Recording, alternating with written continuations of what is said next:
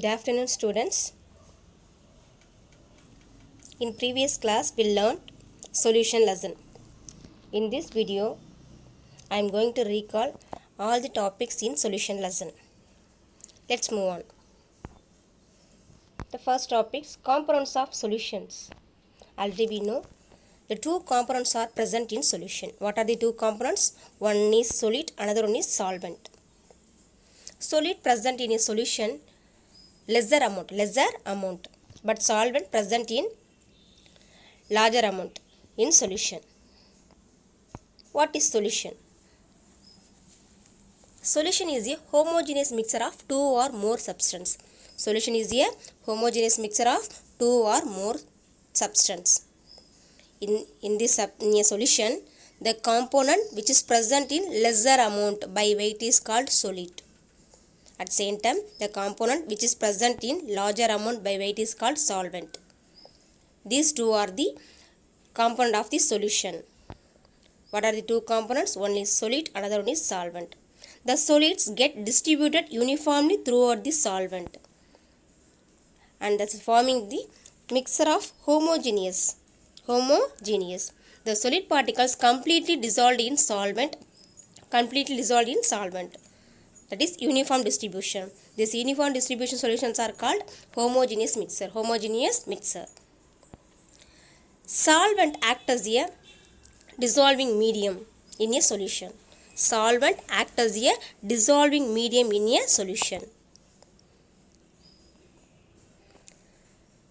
The process of uniform distribution of solid into solvent is called dissolution. What is dissolution? The process of uniform distribution of solid into solvent. Is called dissolution. This is components of solution. What are the components? One is solid, another one is solvent.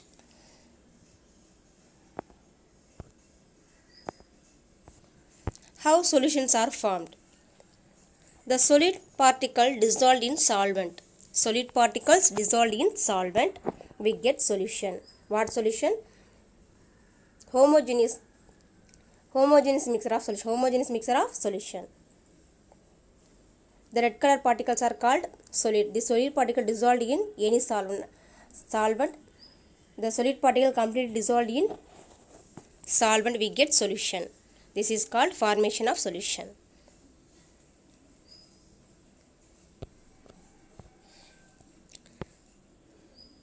Let's see binary solution and ternary solution.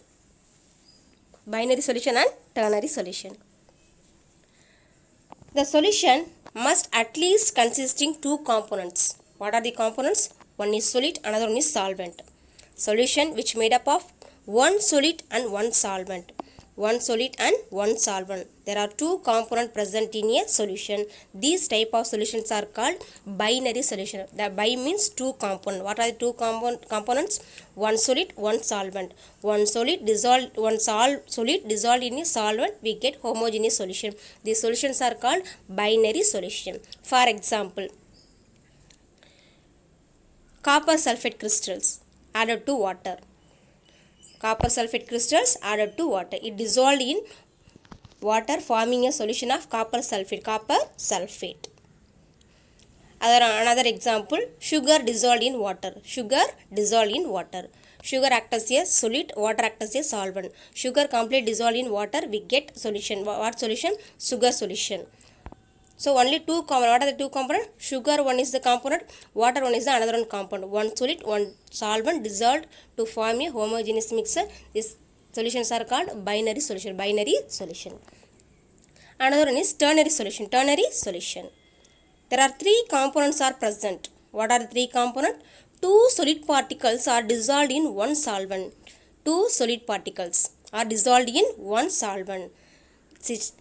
Such kind of solutions are called contains three components. These are called ternary solution. For example, sugar and salt. Both are act as a solid particle. These two solid particles dissolve in water. We get ternary solution.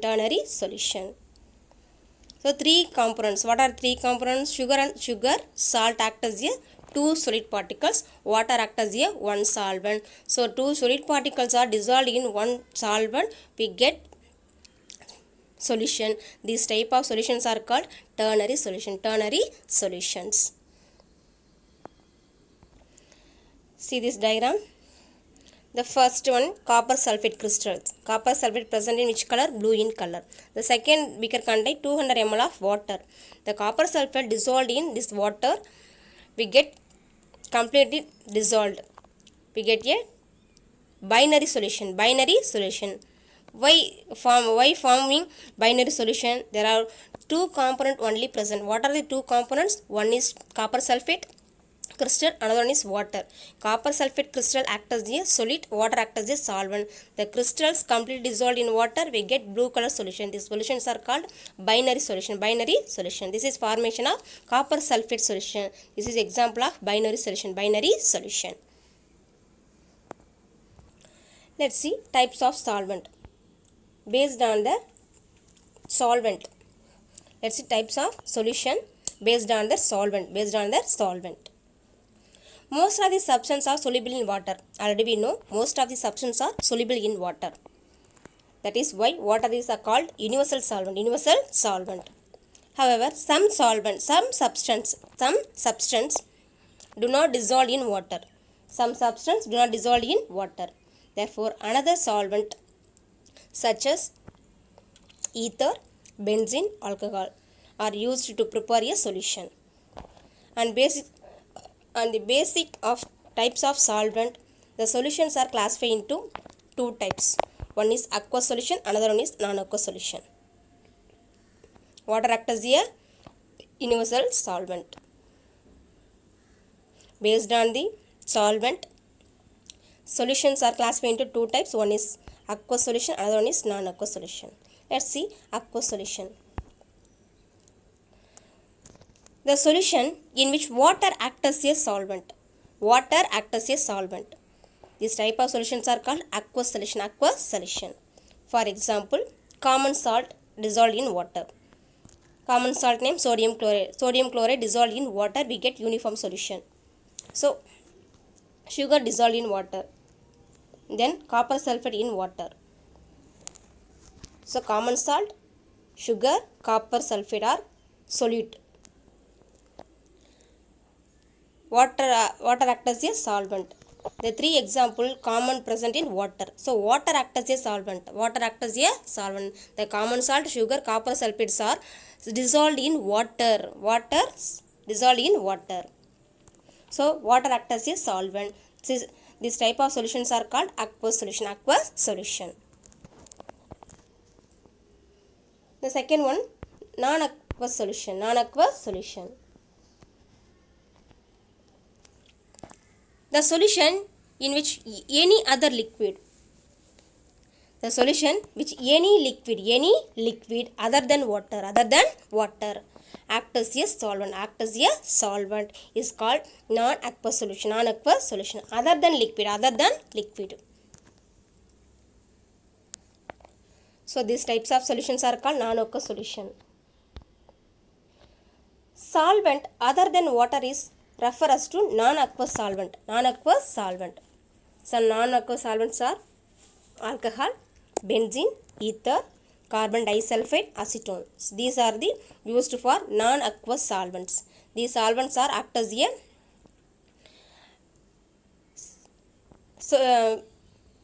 dissolved in some other substance. For example, sulfur dissolved in carbon disulfide. Sulfur dissolved in carbon disulfide. Iodine dissolved in carbon tetrachloride.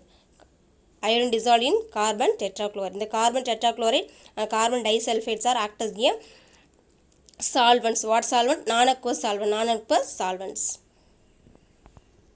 So any liquid other than water act as a solvent. These types of solutions are called non-aqueous solution. Non-aqueous solution. These two are the based on the solvent. Classified into two types of solution. One is aqueous solution, another one is non-aqueous solution. See this picture. A beaker, the sulfur soluble in carbon disulfide. sulfur is a solid particles, carbon disulfide is a solvent particles. So sulfur completely soluble with carbon disulfide. And B diagram, sulfur insoluble in water.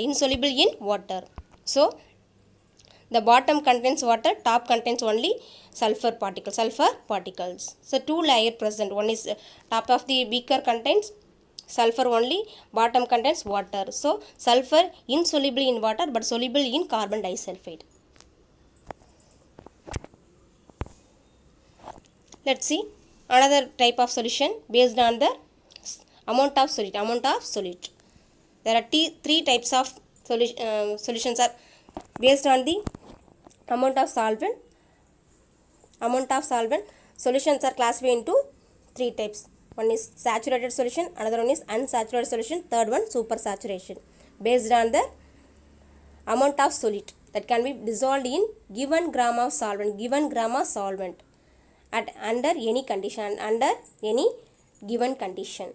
So the amount of solid particles and given amount of solvent, the solutions are classified into three types. One is saturated solution, another one is unsaturated solution, third one supersaturation solution. These are based on their amount of solid particles.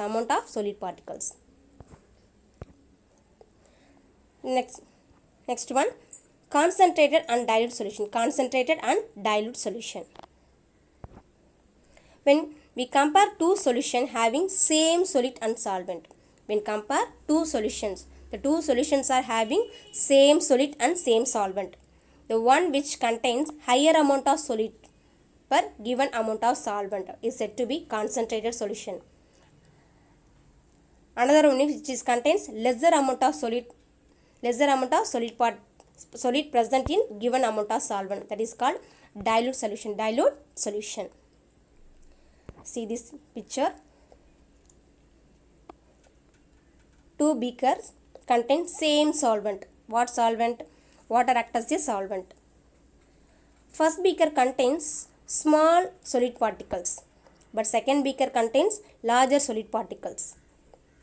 But both beakers contain same amount of solvent, but variation of solid particle amount only differ. So when comparing two solutions, both having same solute and same solvent, but higher amount of solid particles present in second beaker, that is called concentrated solution. First beaker contains lesser amount of solid particles, that is called dilute solution.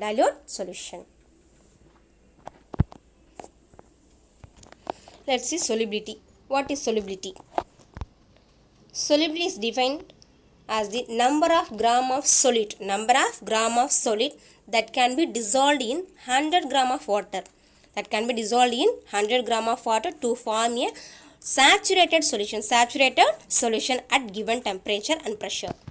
That is called solubility. Number of gram of solid particle dissolved in 100 gram of water to form a saturated solution. The solutions are called, this ability is called solubility. For example, 36 gram of sodium chloride. This 36 gram of sodium chloride need to dissolve in 100 gram of water to form a saturated solution.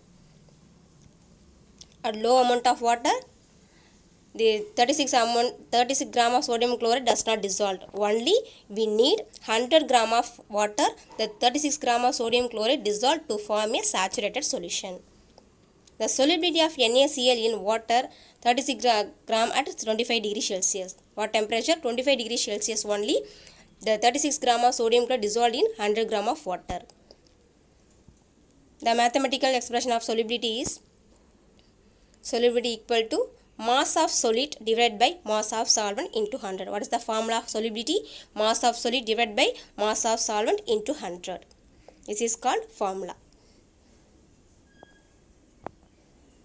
This solubility affected by three main factors. What are the three main factors? Nature of solute and solvent, temperature, pressure. So factors affect the solubility. What are the factors affect the solubility?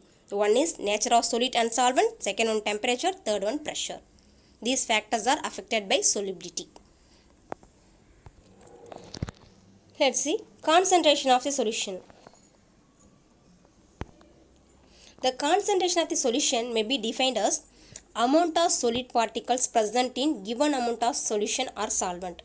Amount of solid present in a given amount of solvent, that is called concentration of the solution.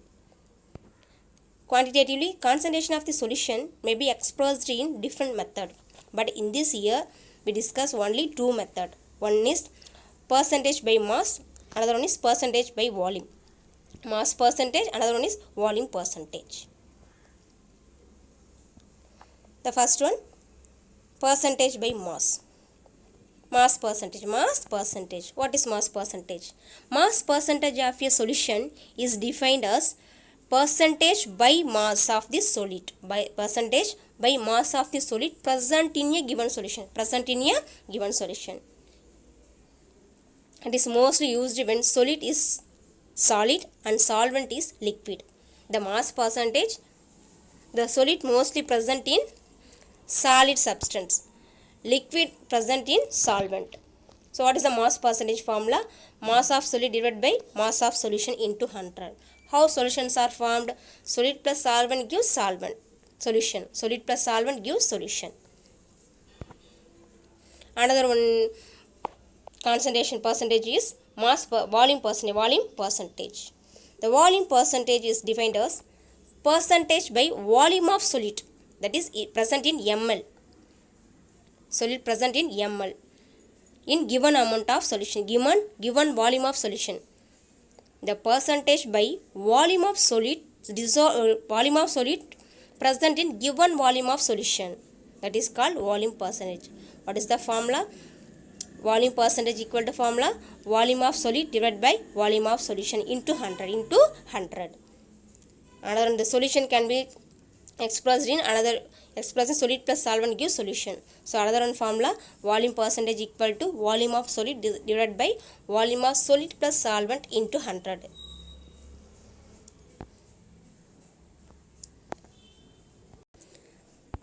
These two methods are measured by concentration. One is mass percentage, another one is volume percentage.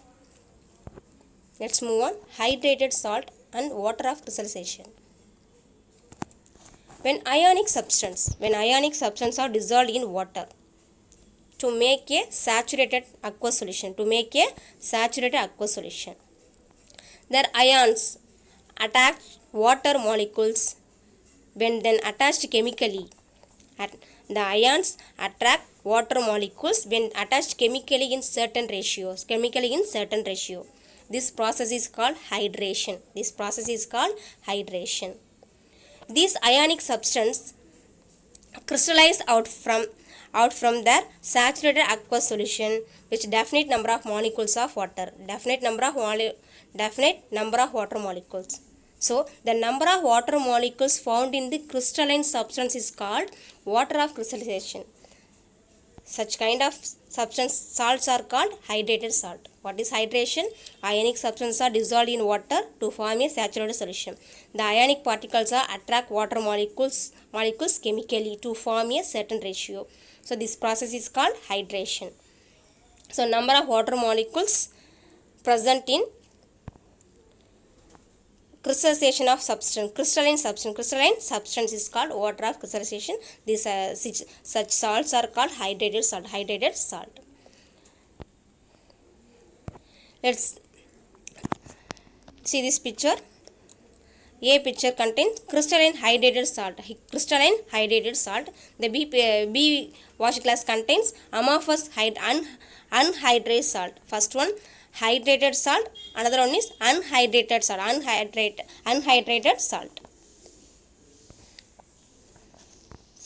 Some example of hydrated salt.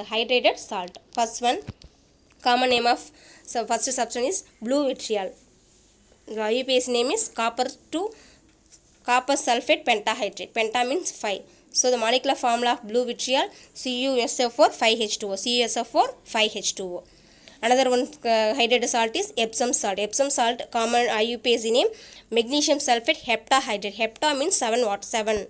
So magnesium sulfate heptahydrate formula MgSO4.7H2O. The substance contains how many water molecules? 7 water molecules. The third one gypsum. gypsum IUPAC name calcium sulfate dihydrate. Di means 2. So this substance contains how many water molecules? 2 water molecules. The formula of gypsum CaSO4 2H2O 2H2O.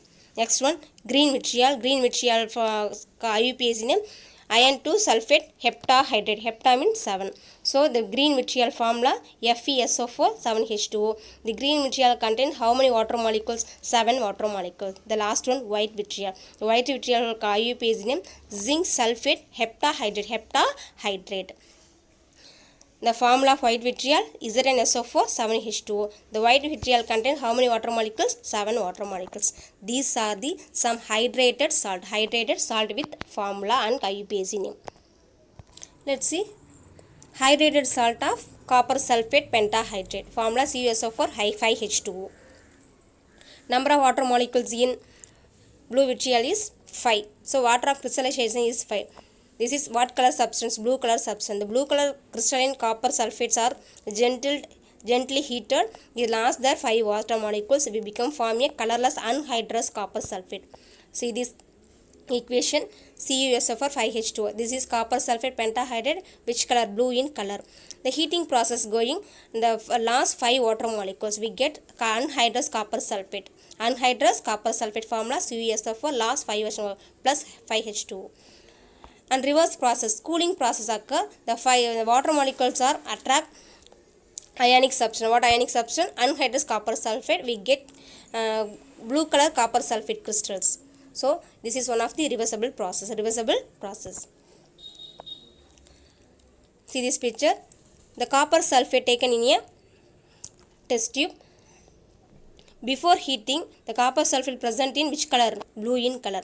After heating, the copper sulfate present in a colorless substance. So lost their 5 water molecules. Was there 5 water molecules? We get what color? White in color. That is colorless.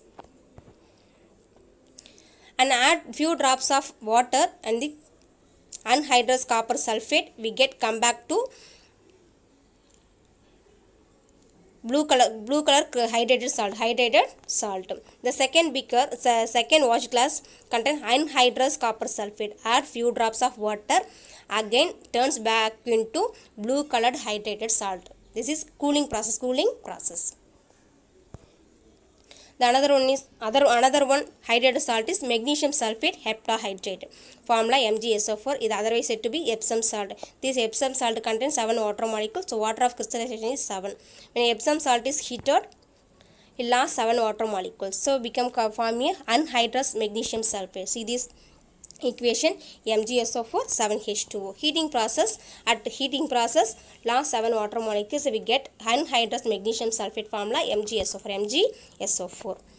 And cooling process, the 7 water molecules attached chemically in MgSO4 to form a MgSO4 7H2O magnesium sulfate heptahydrate. And add few drops of water on colorless anhydrous salt, again to form back to hydrated salt.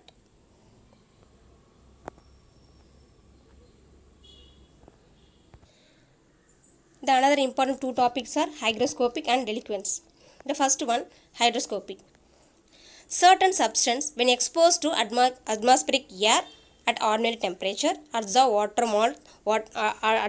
moisture without changing their physical state. These substances are called hygroscopic substance. This property is called hygroscopy.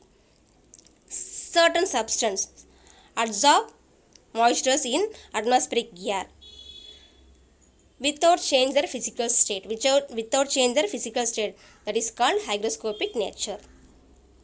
Example, these are used as a drying agent in laboratory. What are the drying agents used? Sulfuric acid, phosphorus pentaoxide, quicklime, silica gel. These are using drying agent.